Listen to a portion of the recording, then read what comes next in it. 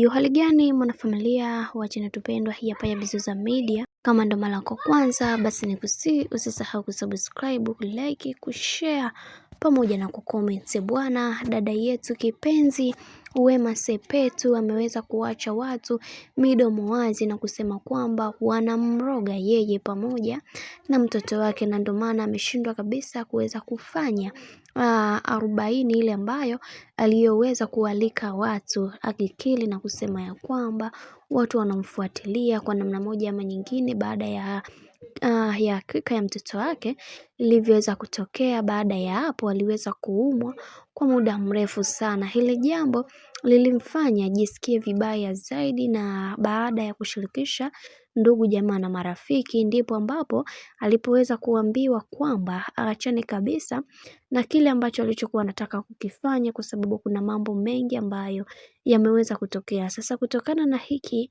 ambacho kinachoendelea kwa kipindi hiki, wengi wao wameibua maswali mengi na kusema kwamba kweli leo hii dada yetu kipenzi anaamua kulalamika na kusema kwamba anataka kurogwa kisa tu mtoto wake na kuumwa kidogo. Hili jambo limewafanya watu wengi wapigwe na butwaa, na wengi wao wakasema ya kwamba kiukweli Wema siku zote hanaga shukrani. Sasa alogwe na mtoto wake kwa nini? Yani yeye ndo wa kwanza kuzaa ama inakuwaje? Anatakiwa aweze kutumia maneno ya busara katika kuweza kufikisha ujumbe kwa hadhira, na sio kuanza kuropoka vitu ambavyo visivyokuwa na mbele wala nyuma. Kiukweli mashabiki wameweza kuchukizwa sana na kile kitendo ambacho alichoweza kukifanya bibie Wema Sepetu, kwani ameandika ukurasa mwingi sana juu ya kila kitu ambacho kinachoendelea katika maisha yake, jambo ambalo mashabiki wameweza kuchukizwa na kusema ya kwamba hatutoweza kushiriki kwa namna yoyote ile,